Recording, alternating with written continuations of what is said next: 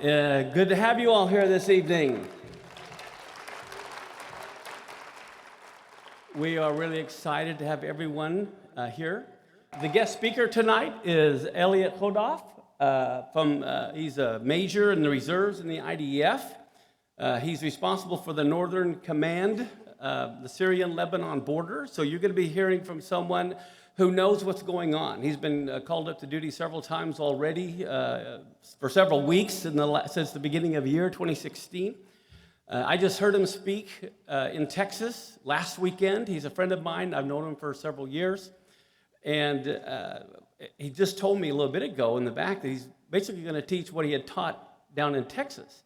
And you are going to be amazed. I have this picture of the Middle East up here. Many of you are familiar with some of these countries. And how many of you believe the Middle East is in a mess? How many believe America's in a mess? Hey, we're not alone. So I want to introduce to you Elliot Chodoff. Let's give him a big hand.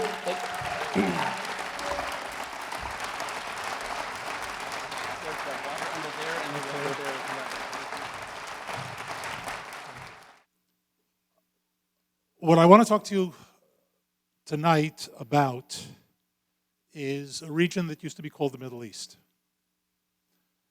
Today we can call it chaos.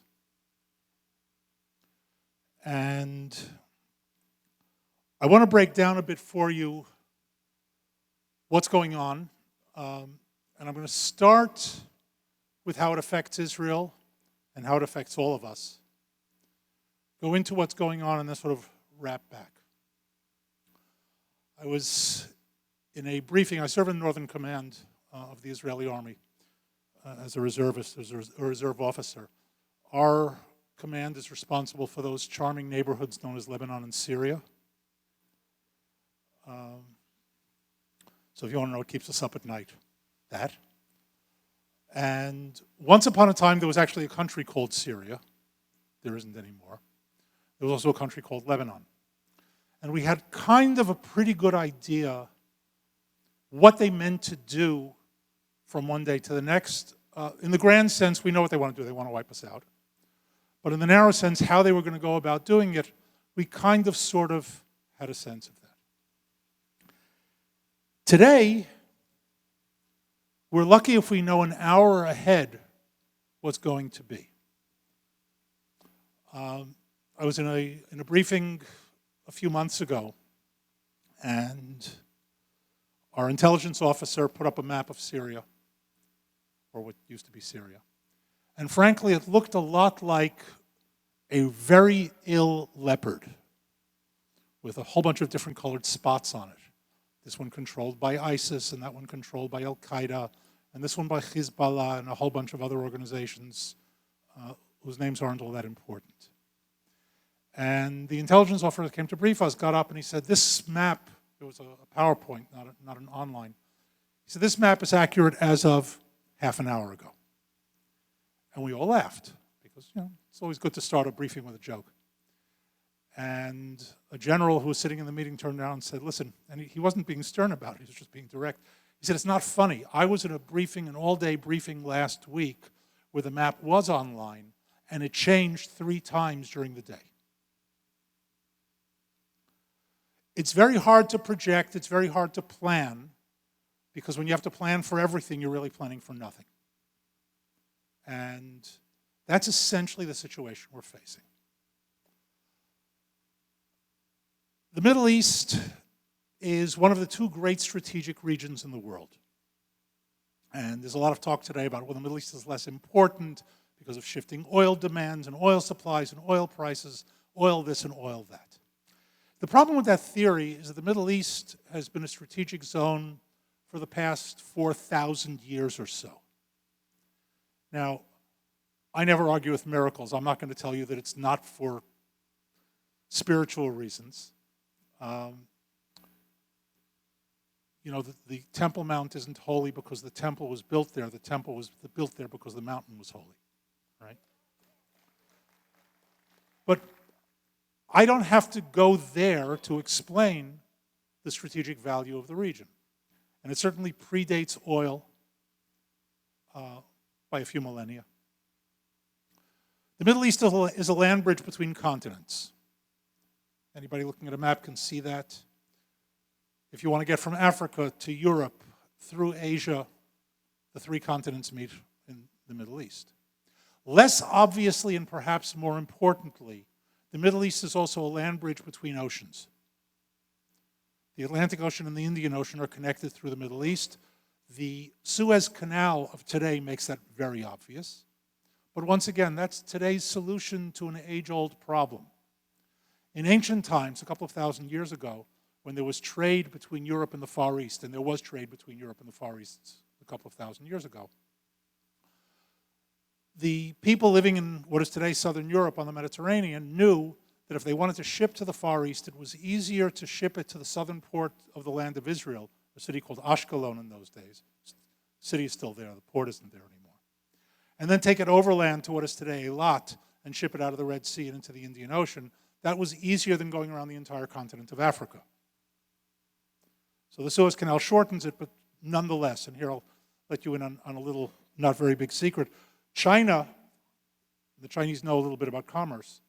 China is building a rail line between our southern Mediterranean port of Ashdod and Eilat because they're not 100% sure the Egyptians will be able to keep the Suez Canal open, and they want to be able to continue trading with Europe.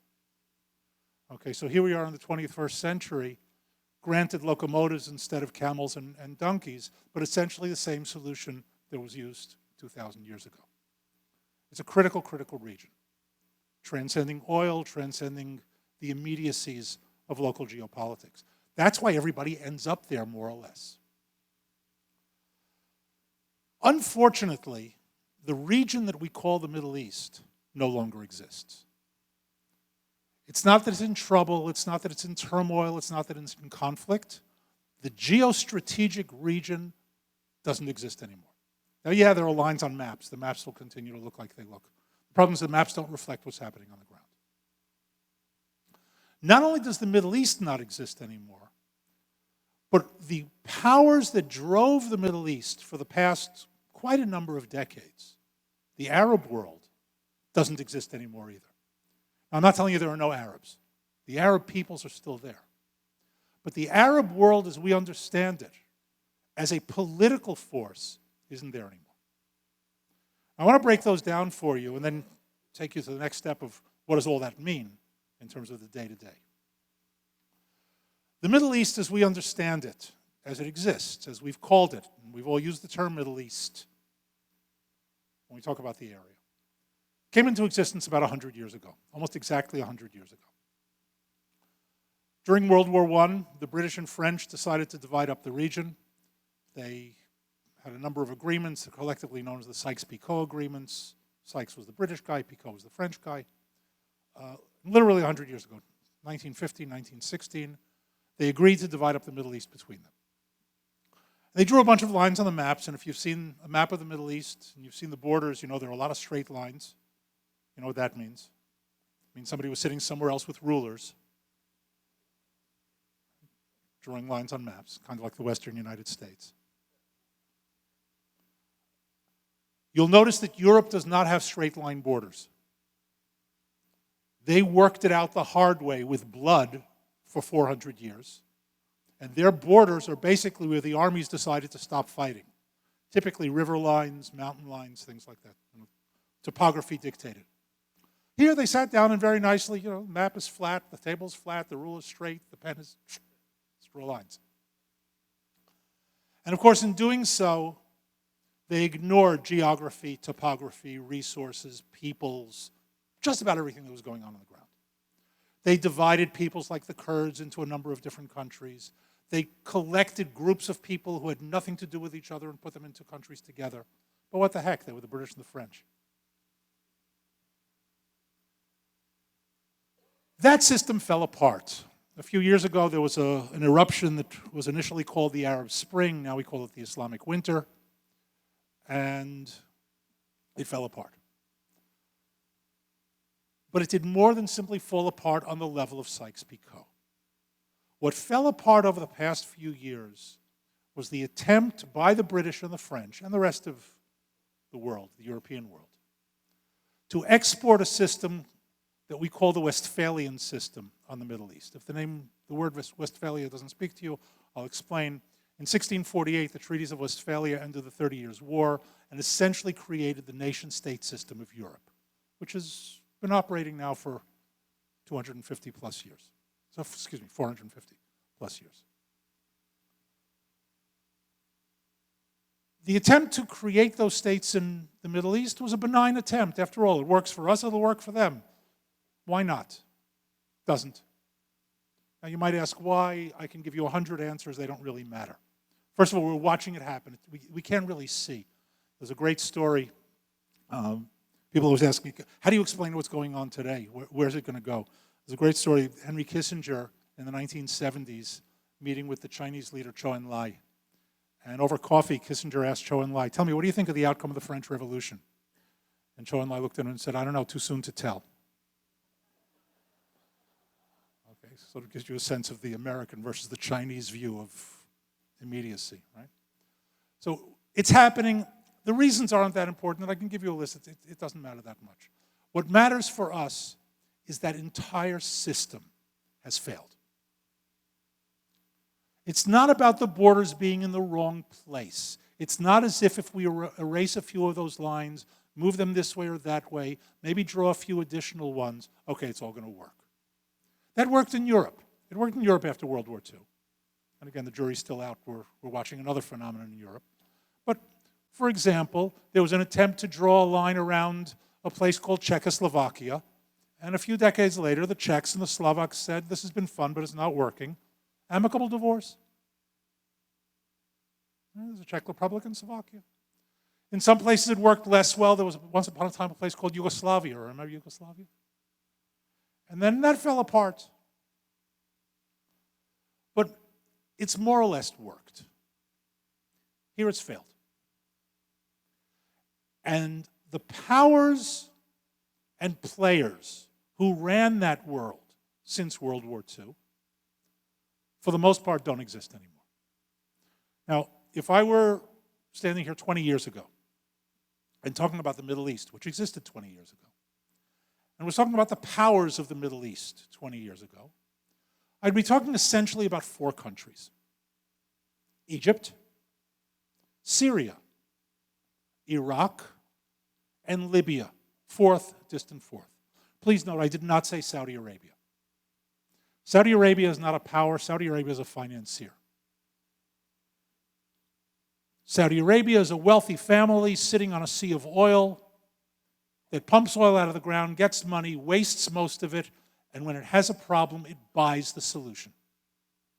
Sometimes it buys an American solution, sometimes it buys an Egyptian solution, sometimes it buys a European solution, sometimes it buys an Israeli solution. Shh, don't tell anybody. Okay? But it buys the solution. They also buy lots of weapons from the United States, which makes America very happy, and they line up these beautiful planes on the tarmac, and they don't know how to fly them. But they look really good. So not the Saudis, not the Emirates, not Kuwait. Remember Kuwait, how quickly it fell when Saddam went after it? Overnight, it was gone. Those aren't powers. The powers of the region, Egypt, Syria, Iraq, Libya. Hold the thought of Egypt for a moment. Syria, Iraq, Libya are gone. And in my opinion, and it's an opinion, all the king's horses and all the king's men are not putting them back together again. They're gone. In part because they were created 100 years ago, artificially, not from the ground up, but from the top down. And here I have to tell you, Americans, I was born in America, I was raised here, I've lived in Israel for 32 years, and Israelis, Americans and Israelis, have a hard time understanding this idea of top-down because we built our countries from the bottom up. Okay? So it didn't work. Add to that, Lebanon doesn't exist. Yemen doesn't exist. Tunisia is falling apart. Algeria is there, but who cares? There's the Arab world. In other words, what was once a relatively stable, predictable region has gone completely off the charts. What's happened instead is that the region, because of its importance, and because nature abhors a vacuum, there's no real vacuum in nature.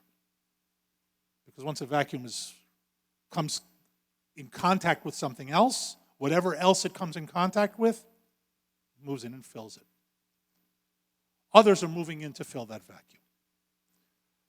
There's an additional vacuum being created by the withdrawal of the one superpower in the world, called the United States of America. America was a source of stability in the world, and it still is where it still remains, but it remains in fewer and fewer places these days. American power provided a great deal of the stability of the region, and if you're asking yourself, so what, why do I care? Don't worry, this is coming soon to a theater near you. If you don't want to deal with it over there, there's only a plane ride away. And they know how to do it. America is withdrawing for good reasons, for bad reasons, financial reasons, morale reasons. I know all the reasons. And I won't even argue with the reasons, but I'll tell you what the consequences are. The field is being left to all those who want to supplant America in the world. Some of them on a purely local basis, and at least two of them on a global basis. So who are the new players in the Middle East, if not the Arabs and not the Middle Easterners? Well, interestingly enough, one of them is an Arab Middle Eastern country, but it's not playing as one. It's called Egypt. Egypt is still in the game. Then we have Russia. Russia is a new Middle Eastern country. We have Turkey, a Muslim country, but not an Arab country, incidentally, for those who don't know.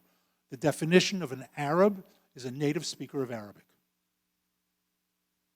Arab does not mean Muslim. Islam came out of the Arab world, the Quran written originally in Arabic. But Muslim and Arab are two different things. There are Arabs who are not Muslims, and there are many, many, many, many Muslims who are not Arabs. The country with the largest Muslim population in the world is Indonesia. They're not Arab. Pakistan is not Arab. Afghanistan is not Arab. And to our point, Iran and Turkey are not Arab. In other words, despite the fact that they are Muslim countries, their play in the Middle East is as outsiders coming in. So those are our four players: Egypt, Russia, Turkey, Iran. And I want to deal with them in that order. I'm going to leave Iran for last because Iran is really the issue that we face today. And it's behind a good deal of what we're seeing around us. Let's start with Egypt. Egypt is easy. I said before that Egypt, even though it's an Arab country and it's a Muslim country, is not playing as an Arab and a Muslim country. Egypt is the exception to that entire group that I talked about before. A number of reasons for it, but let me start with this. There was an Egypt before there was a Sykes-Picot. There was an Egypt before there was a Middle East. There was an Egypt before there were Muslims, and there was an Egypt before there were Arabs. In other words, Egypt can play as Egypt. That process actually began in the early 1970s, and I won't give you a long and involved history of it, but in the early 1970s, after President Gamal Abdel Nasser died in 1970, he was the president of Egypt for about 15 years. He was an Arab leader. He wanted to lead the Arab world. When he died, he was replaced by Anwar Sadat, who we know largely for two things. One is launching a war against Israel in Yom Kippur 1973, and second, signing a peace treaty with Israel on March 26, 1979. And the reason Anwar Sadat was able to sign the peace treaty with Israel is because he simply said, I will make peace with Israel if it returns all of the Egyptian territory taken in 1967. And I emphasize the word Egyptian. He did not say all the Arab territory. What he said was, I'm interested in mine. And Israel said, okay, fair deal. You want the territory, we want peace, we'll sign an agreement, and we're done.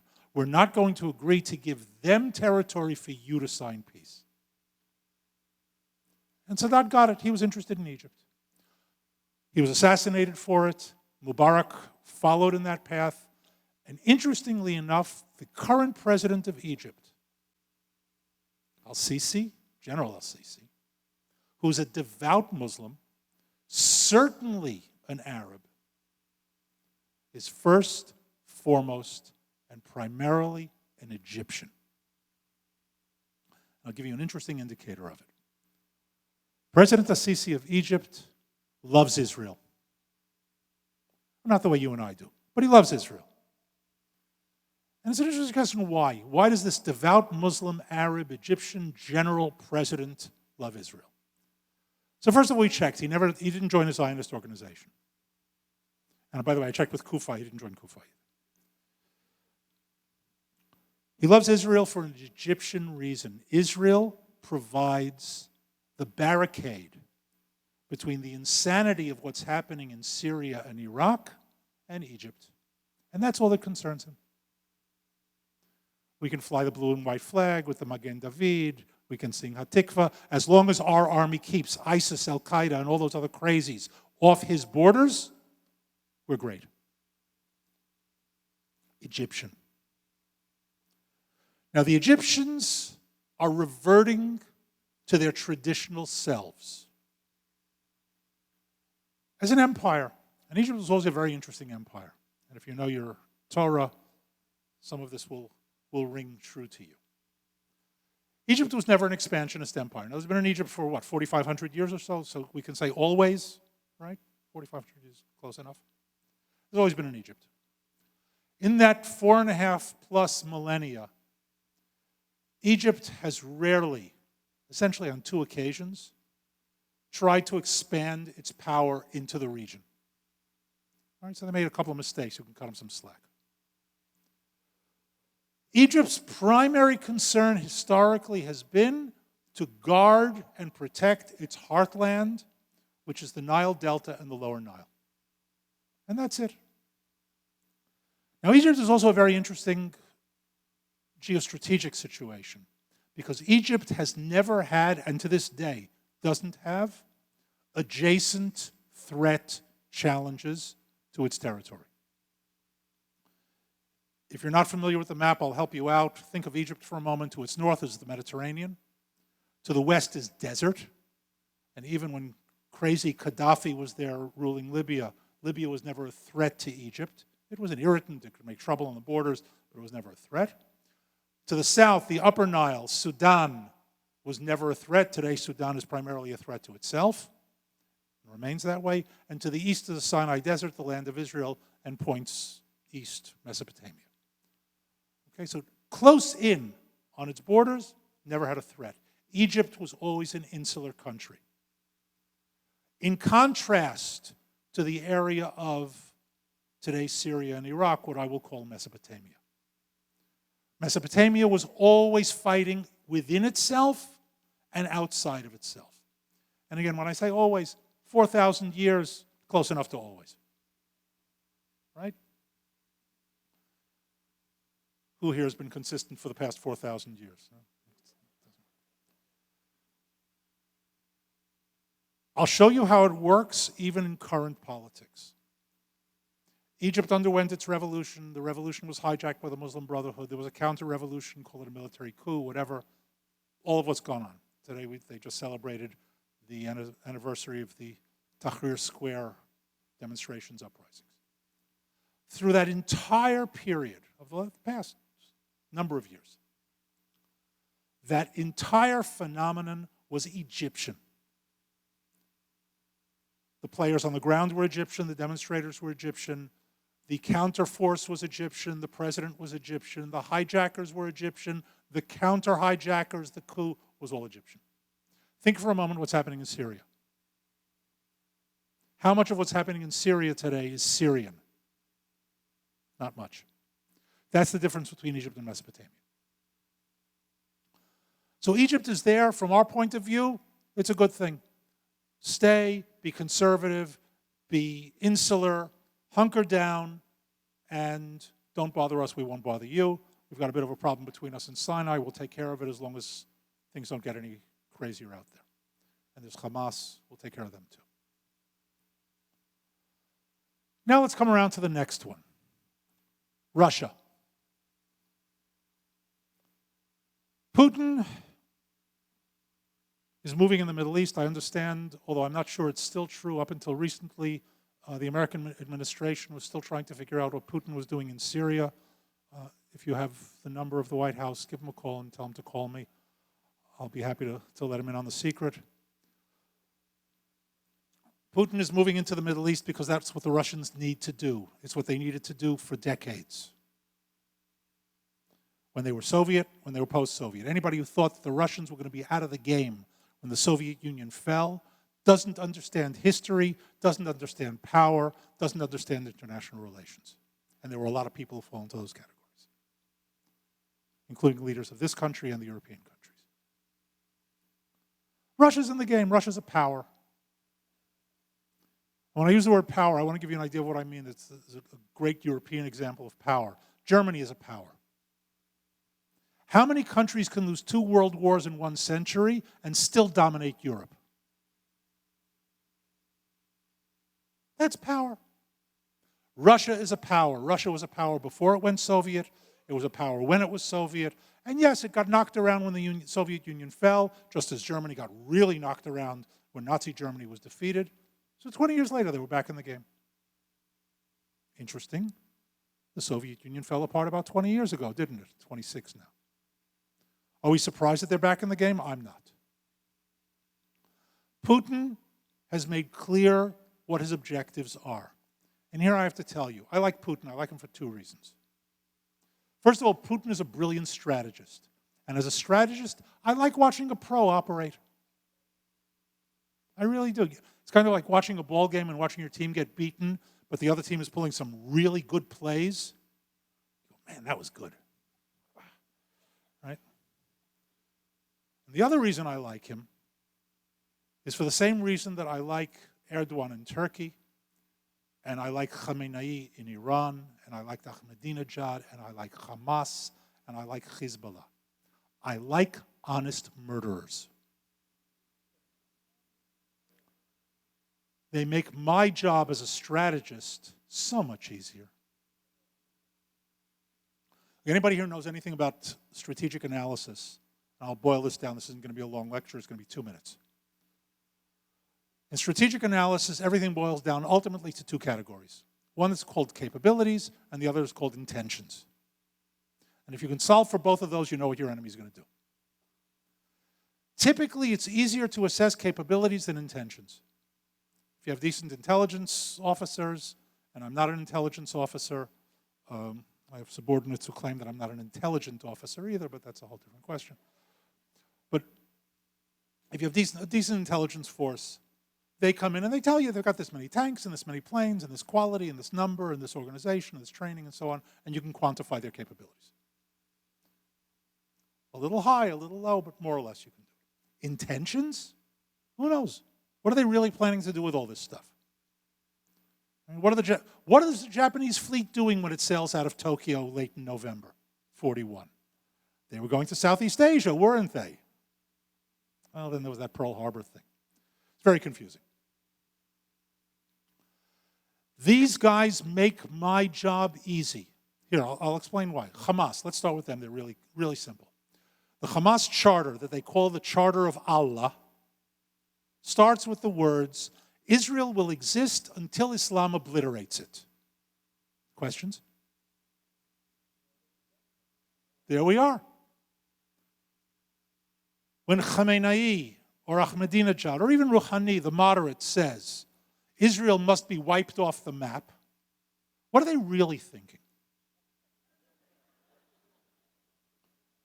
Israel is a cancer that needs to be annihilated. Gee, that's a tough one.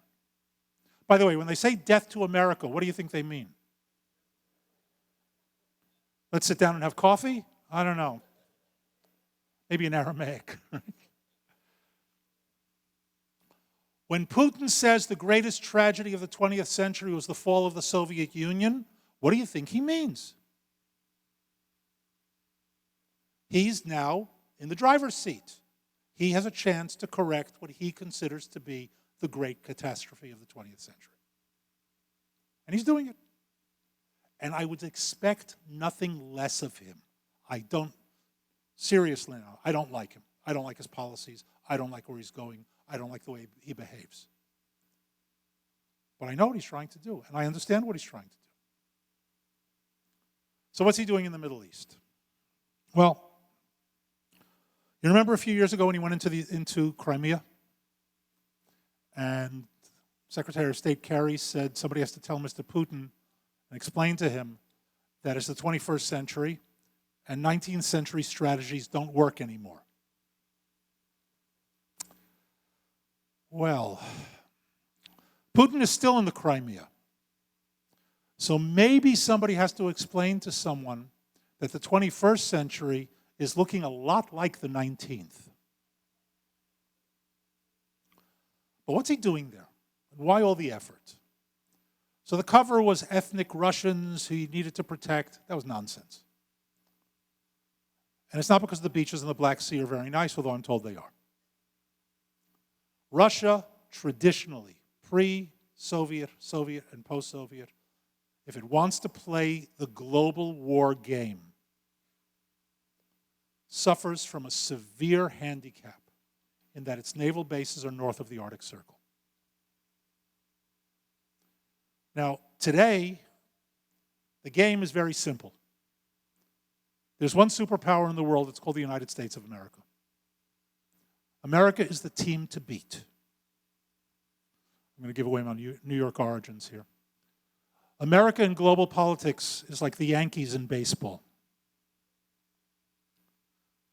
They win often, they lose on occasion.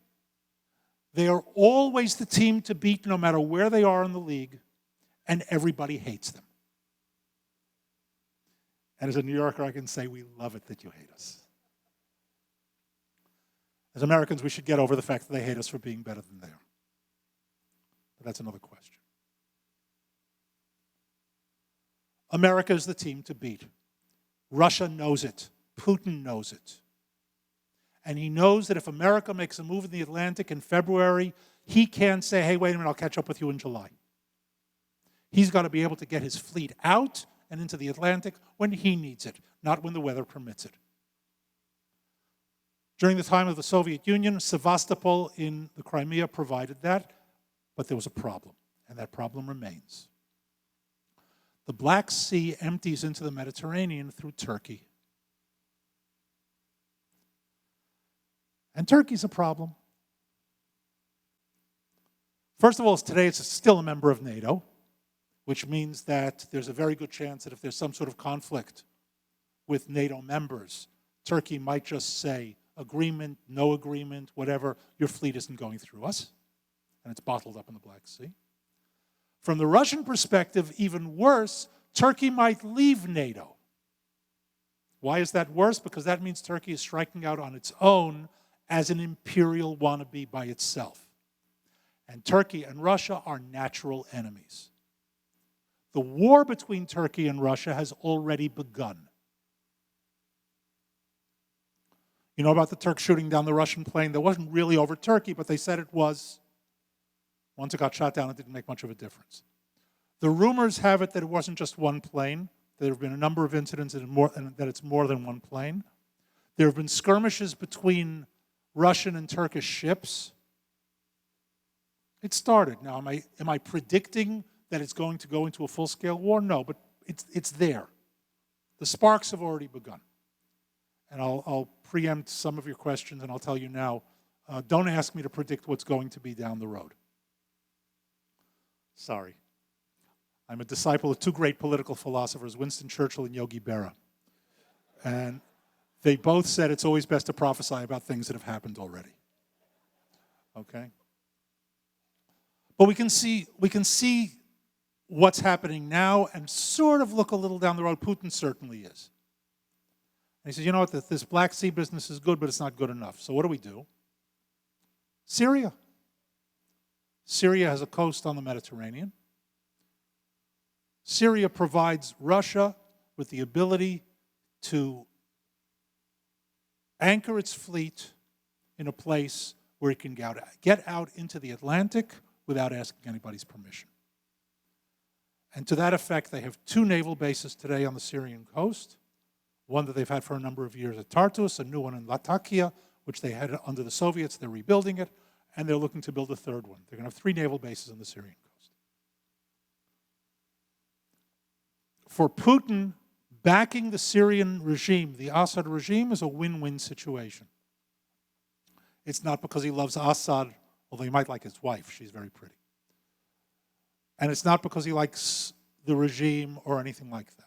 It's really very simple. If the regime wins, he's the one who's helped keep them in power. They owe him. And Putin is very much like the Godfather. If you owe him, you pay. You don't weasel out on it. And Assad wouldn't have any reason to anyway. If the regime fails, and the Alawites, who make up the primary ethnic group within the regime, have to back up into a defensive zone, their natural province is along the coast, with the cities of Tartus, Latakia, and a few others along the coast, one of which is going to be the 3rd base. In other words, if they have to go back to defend themselves falling back, the Russians will provide them with protection from the naval and air bases that they let them build in the first place. So if the regime holds, Russia wins. If the regime falls, Russia wins. Perfect. I told you he knows his strategy. Russia is moving on the Middle East. Partly for its own expansionist reasons, and by expansionist I mean expansion of power reasons, and partly because Napoleon said, sometimes you do things just to irritate your adversary. And that's what they're doing. Putin knows Napoleon. Putin, watch him, you'll see sometimes he does things just to irritate America. There's no other reason. But you know what? Napoleon said so. He knew a little bit about the business. So that's Russia. But an outsider who doesn't really give a damn. And if you noticed when the Russians started bombing targets in Syria, all sorts of reports started coming up. They're killing 800 civilians here and 1,000 civilians there. Good guys, bad guys for the Russians. The Russians are equal opportunity killers. They really don't care. And you'll notice the UN doesn't say very much about it. So that's the Russians. On one level, we can work it out with them because it's pure business as far as they're concerned. And Netanyahu met with Putin a number of months ago, and I wasn't privy to the conversation, but I can tell you exactly what went on.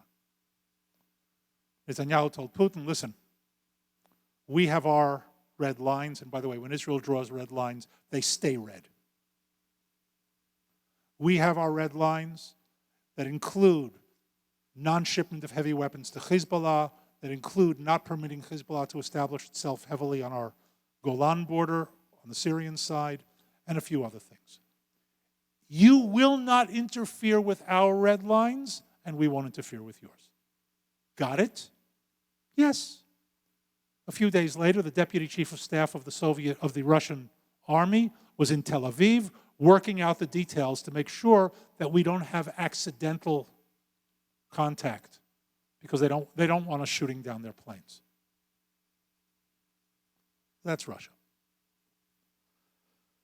Turkey is a wannabe. Erdogan, again, very simple. Erdogan says that the worst thing that happened in the 20th century was the fall of the Ottoman Empire and the Caliphate. And he wants to be the next sultan. He wants to rebuild the empire. I get it. I do, I understand him. Now, he's not there yet. He's still got a couple of things to do before he completely dismantles the secular state of Turkey, which was established after World War I, after the fall of the empire. He's got a problem with the Constitution and the Supreme Court, but you know, these things can be taken care of. I didn't say it. Will he succeed? Again, we'll see. Could work, could not. He's begun to make his moves. We can see the direction. It'll take him another year. He's had a few setbacks. Nothing's perfect, but that's the direction it's going. If, when he succeeds, we have another imperial-style player in the game, creating that much more turbulence and chaos around us. And that brings us to Iran. Before I talk about Iran, I just want to give you one other idea of what's happening in the in-between that'll help you understand the Iranian issue a little bit better. Anybody's familiar with global politics, political science, international relations, just reading a bit of the slightly deeper readings than CNN's level of analysis. In other words, children's books. Look, when I say CNN, I have to be honest. I'm not talking about the news station. I'm talking about the entire fast food news operation. And I'm not going to mention all of their names, but you know who I mean, okay? I call it the CNN phenomenon, where CNN stands for certainly not news. But again, I want to repeat, it's all of them. It's all of them. And it doesn't matter to me which side of the political spectrum they're on. It really doesn't. No depth, no context, no analysis, no history, no nothing. And if you don't have those, so how do you understand anything? If you've been following not just the Middle East, but the world in general, you know that there's been a great deal of talk, and it's come up recently, talk about ISIS, about the issue of dealing with what are called non-state actors. In other words, terrorist organizations, guerrilla forces, and it's not clear who's who, whether it's ISIS or Al-Qaeda or Hezbollah or Hamas or all those guys. And the world, the commentators talk in terms of states and non-states, as if this is one category we can deal with a certain way, and there's another category we deal with differently. There's a problem. Those categories don't really exist anymore. Certainly not in the Middle East. I mentioned before Syria, Iraq, Lebanon, Libya. Are those states? I mean, yeah, they have lines on the map and they have flags and they've got somebody sitting at the UN. I don't know whether that means anything. But are they states in the sense of a government controlling its territory and issuing rules and laws and enforcement and that sort of thing? And the answer is no. On the other hand, if I look at Hezbollah in Lebanon, I look at Hamas in Gaza, and I look at ISIS in the territory that it's taken, they are more state-like than Syria, Iraq, Lebanon, Libya. So all of a sudden, I'm talking about states in one way, non-states in another way, and something's kind of been inverted there. And instead, I've got more of a continuum of a mix where I'm really dealing with a whole bunch of simply violent organizations. Now, what allows them to operate is this chaos on the one hand and a driving force on the other. And that brings me to Iran. Iran had a revolution in 1979. Khomeini came to power, and very, very quickly a few things happened. And Khomeini, again, I liked Khomeini. He told it as it was. He told you exactly what he thought, and he meant it. Iran became Islamic overnight, radical Islamic. It went from being a benign, satisfied state, in other words, one that wasn't looking for trouble with its neighbors, to an aggressive, expansionist, imperial state. And by the way, he made it very clear, they want to resurrect the Persian Empire. The Persian Empire. 2,500 years ago, Purim is coming. That Persian Empire. Book of Esther. 127 provinces from India to Ethiopia with European aspirations. In other words, the entire known world at the time. That's what they planned. And the empire that they want to resurrect is not 127 provinces, it's the entire known world of today. In other words, the entire world. And they make no bones about it. I'll connect the dots for you in a moment. They are the largest state sponsor of terrorism in the world, not by coincidence. That's how you fight. You weaken your enemy, you draw him into other places, and it allows you to make your moves. Putin is a chess player. The Persians invented chess. we're playing checkers against them.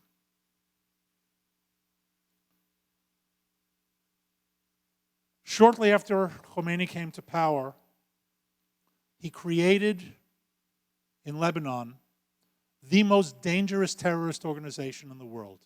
It's called the Party of God, or Hezbollah.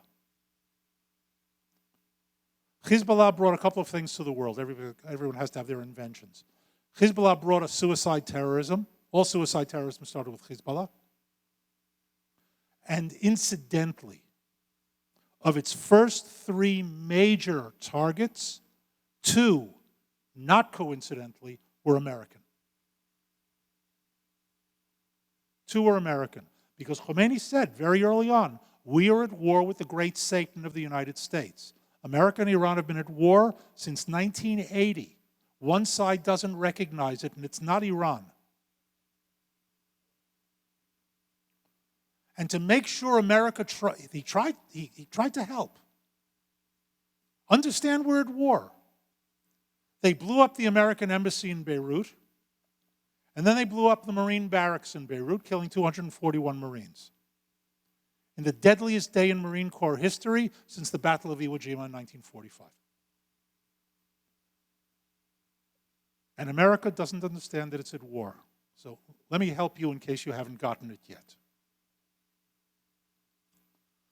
If blowing up an embassy and blowing up a Marine barracks and killing 241 Marines are not acts of war, would somebody in this room please tell me what is an act of war?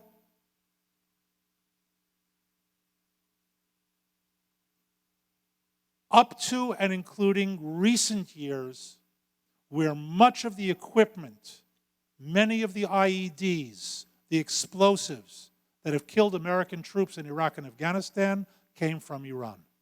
In other words, I'm not teaching you history, this is current events.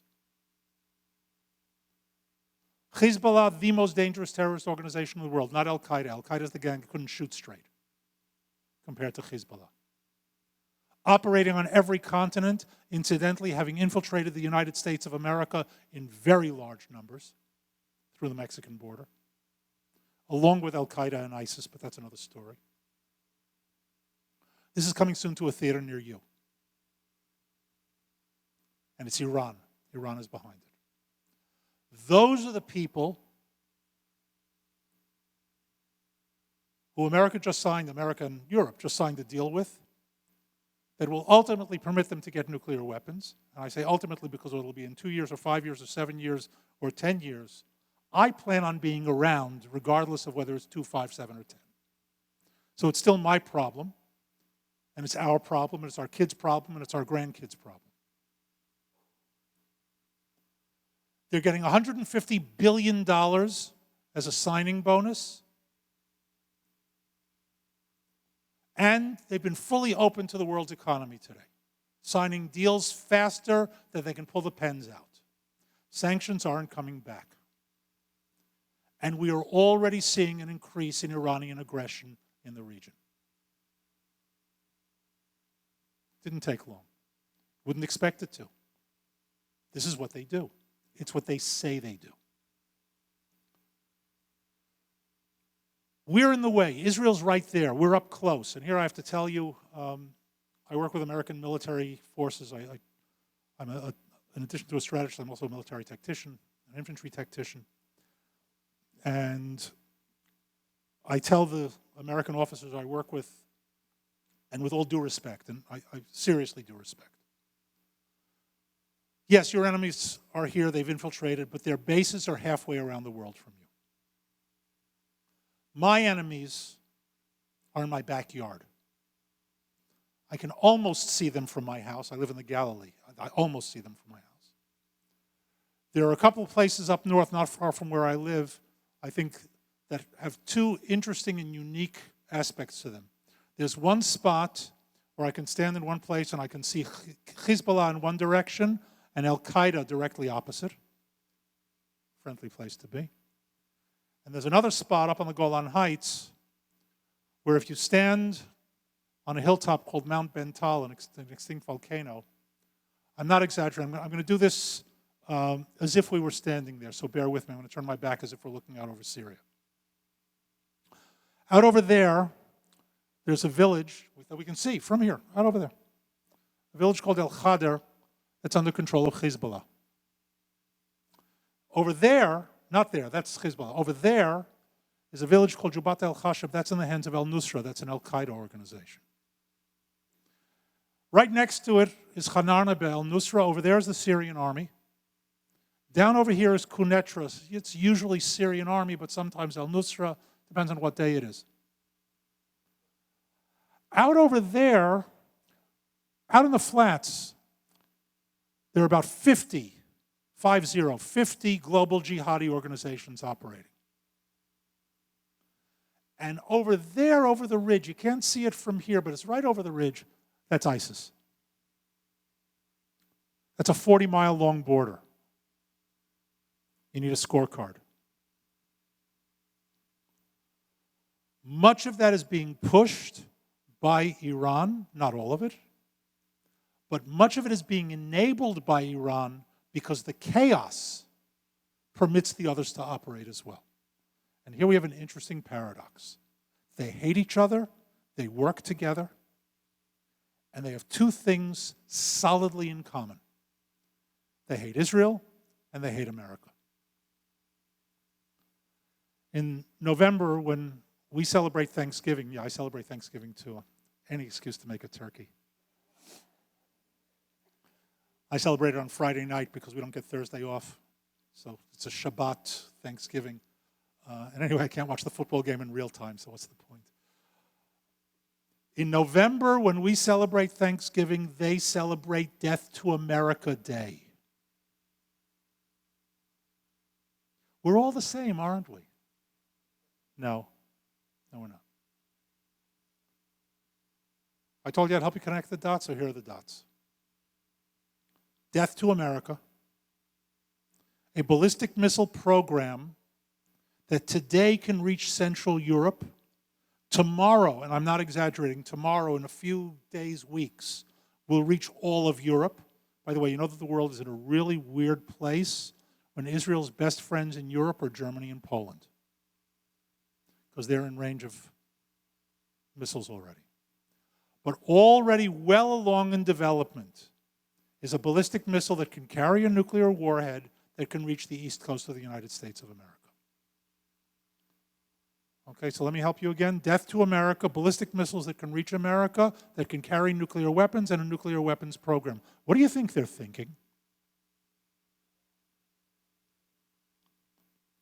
And if you're thinking to yourself, they wouldn't dare, let me tell you. You're thinking, no, they're fanatics. That's why you're laughing. No, that's not why. They are fanatics, but that's not why. That's not why. One of the fields that I've studied over the years is something called strategic surprise. You know, Pearl Harbor, Yom Kippur War, Barbarossa, for those who know the German invasion of Russia, and a few others. I'll tell you one thing they all have in common. They have a few things in common, but one thing they all have in common. The side that was surprised said they wouldn't dare. They wouldn't dare attack our fleet in Pearl Harbor. Hey, we moved it out there to threaten them. They can't, right? They wouldn't dare attack us on Yom Kippur. Mm-hmm. So they wouldn't dare. When I hear they wouldn't dare, I say, where's my helmet?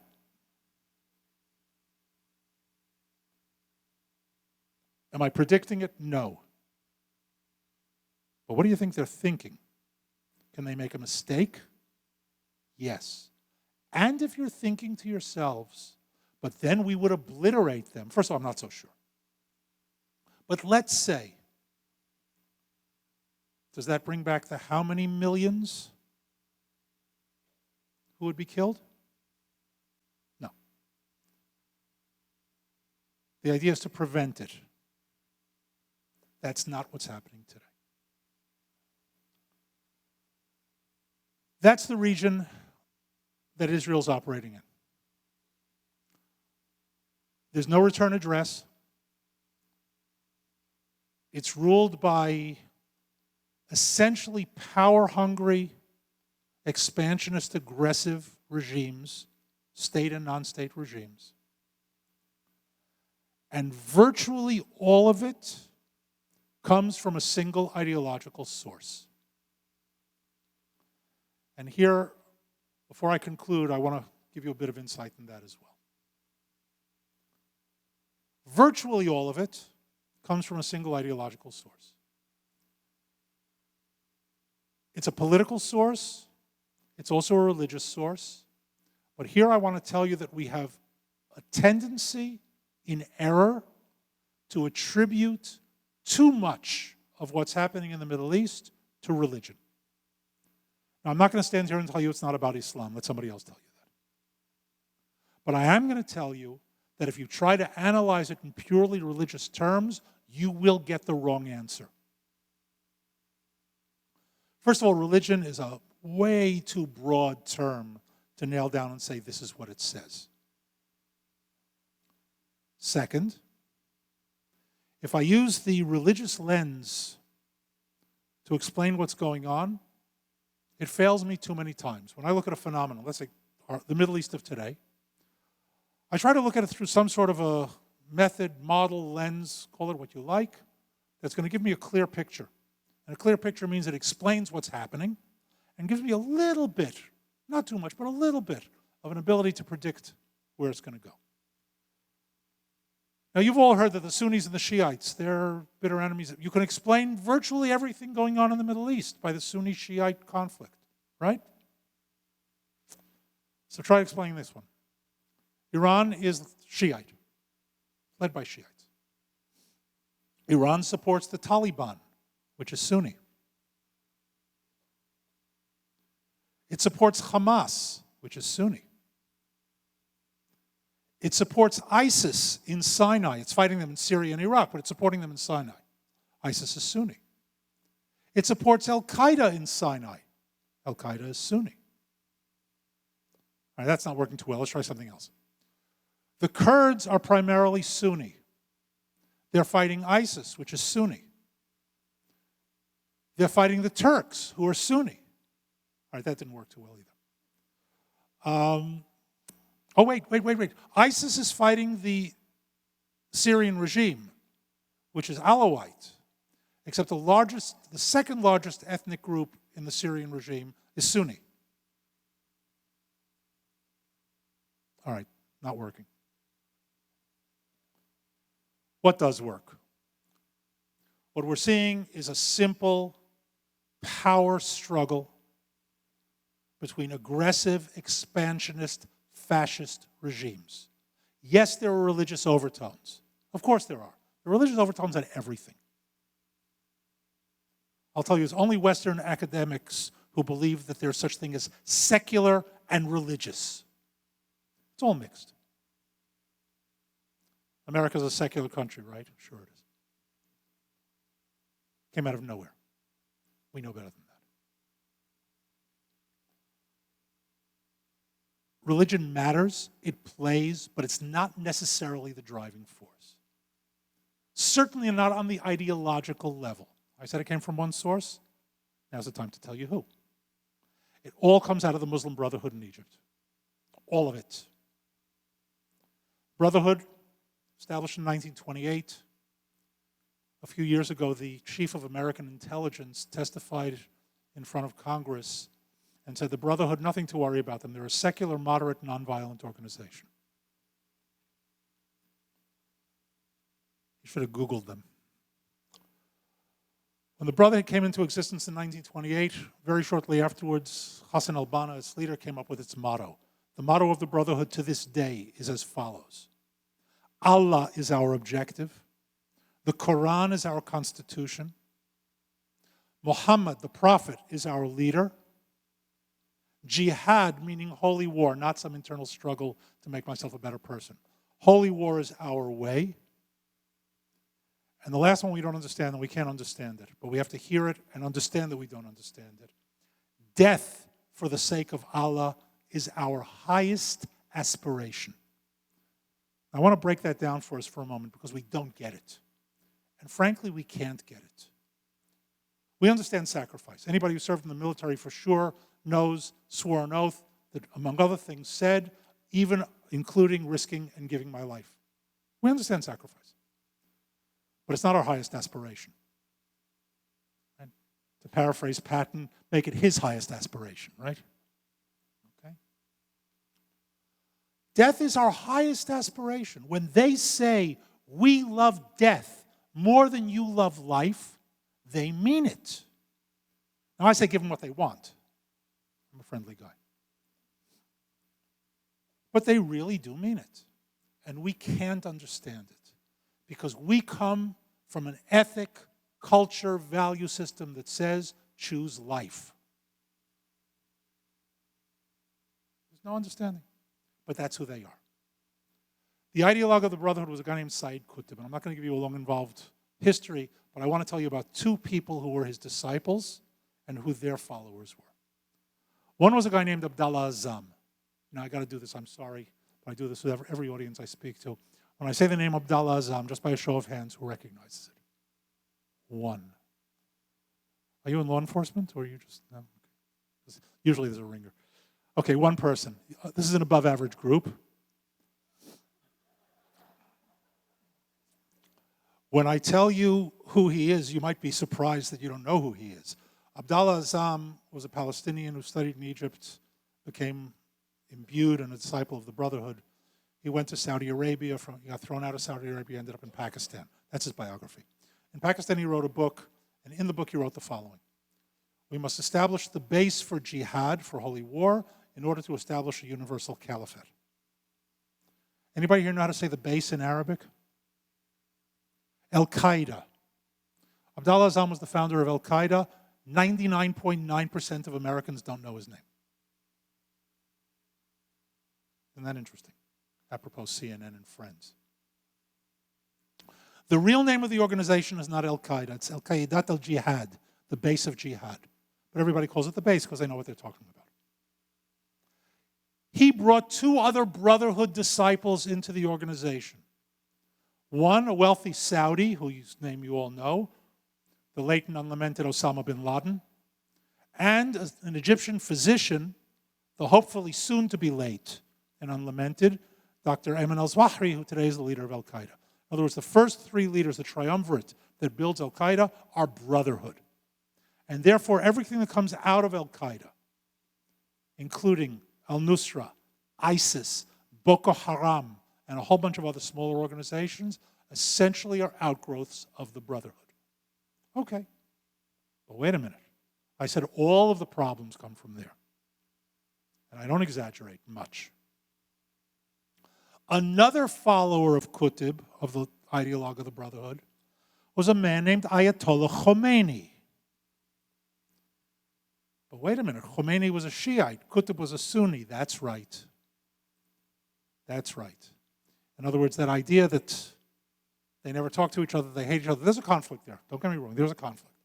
But that they absolutely have nothing to do with each other under any circumstances. One says red, the other says green. One says white, the other says black. One says day, the other says night. Just not true. Khomeini translated Qutb's writings from Arabic to Farsi, and they became the basic texts of the Shiite religious schools in Iran. And therefore, via Khomeini, Iran, Hezbollah, the Houthis of Yemen, and a few other outgrowth organizations are also out of Brotherhood ideology. Add to that Hamas, which is Brotherhood. Virtually any organization that calls itself Islamic Jihad is Brotherhood. When I say that all of the problems come out of a single ideology, I'm not exaggerating. That's where it comes from. So why are they fighting? Power. Plain and simple. Who gets the spoils? Who gets to lead? In other words, when you boil it down to it, we're not seeing anything unique out there today. We're seeing the same old thing that's been the same old thing for as long as people have been able to fight each other. Nothing new under the sun. What a surprise. Unfortunately for Israel, Israel's in the middle of it. And we're watching this swirl around us, knowing that even while it's going on, they launch attacks against us, because they can. If it settles down, it will get that much worse. And it's moving, as we see, toward Europe and other places as well. That's the situation we're in today. America's buffered a bit by it. It's nice to have oceans as neighbors, as opposed to Syria. Buffered a bit by it, by its geography, but not that much anymore. What used to take months is a 10-hour plane ride today. That's the situation we face. So what do we do? This is where I teach Torah.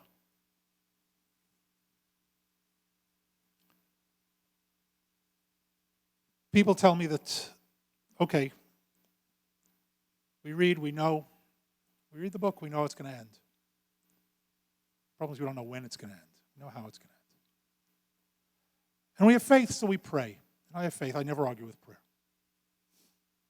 But I will tell you that one of the sharpest lessons of the Torah is not the lesson of prayer, but the lesson of when prayer is inappropriate.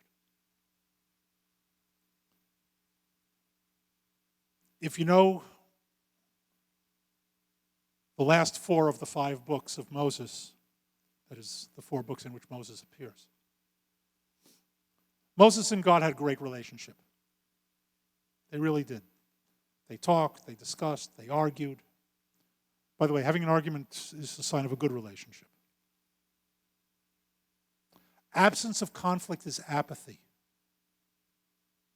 not relationship. How you resolve it, how you deal with it, is a sign of the relationship. No conflict, that means you don't care.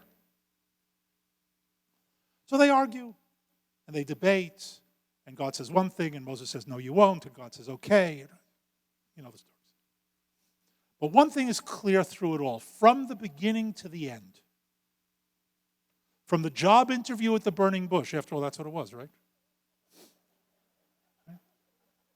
Step into my office. Have I got a job for you? Right? I don't want it. Too bad. Right? From there until the end, God shows nothing but respect for Moses. Even when he tells him he's wrong, he explains to him, sometimes with many verses. God doesn't waste words. There's one place in the Torah where God verbally slaps Moses. One. A week ago, they got out of Egypt. The great Cecil B. DeMille pyrotechnics. And they find themselves on the shores of the Red Sea. And they turn around, they see the Egyptians coming after them. And they panic. After all, last week we were slaves, and the Egyptian army is coming after us. Panic's to be expected. But they were also cynics, and they turned to Moses and say, is it because there weren't enough graves in Egypt that you brought us here to die in the desert? Right? He turns to God, I told you I didn't want the job, right? Okay. No, that's not what he says. He turns to them and he says, look upon the Egyptians. As you see them today, you will never see them again. You are now about to see the glory of God. So far, so good.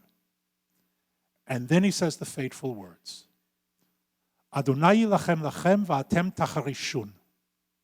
God will fight for you and you'll remain silent. How much more faith can you have than that? The next verse is classically mistranslated into the English. And there are all sorts of different versions, I know, but classically mistranslated.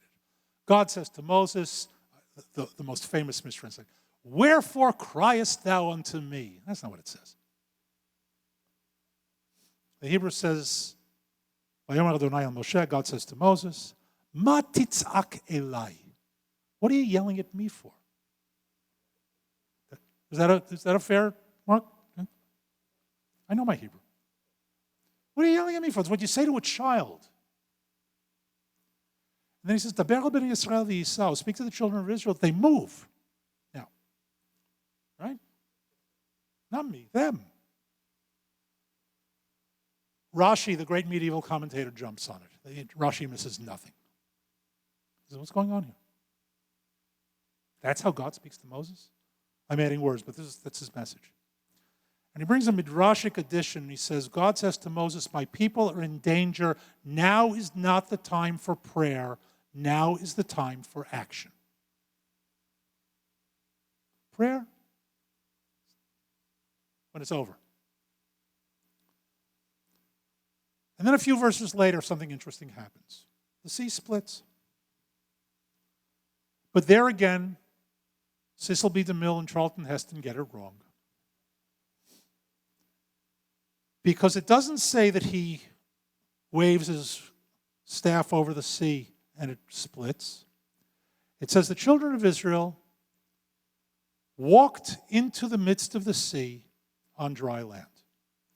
Now, since this is God's word, he puts them in the right order. They had to march into the water first. Nachshon.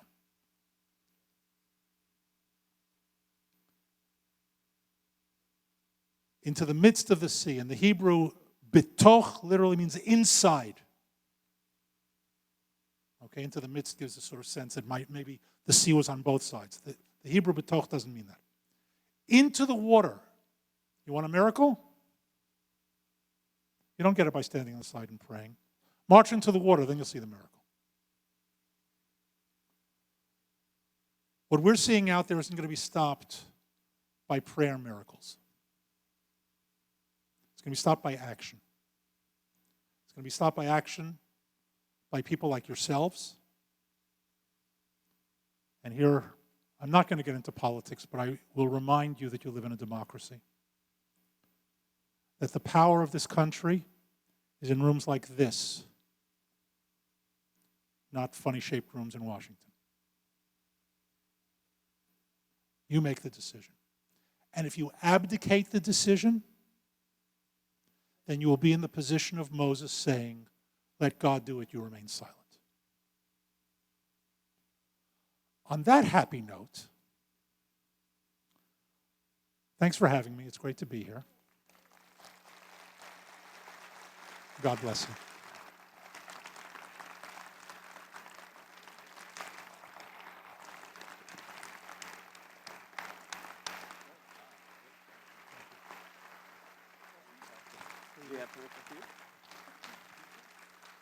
All right. Did you enjoy that?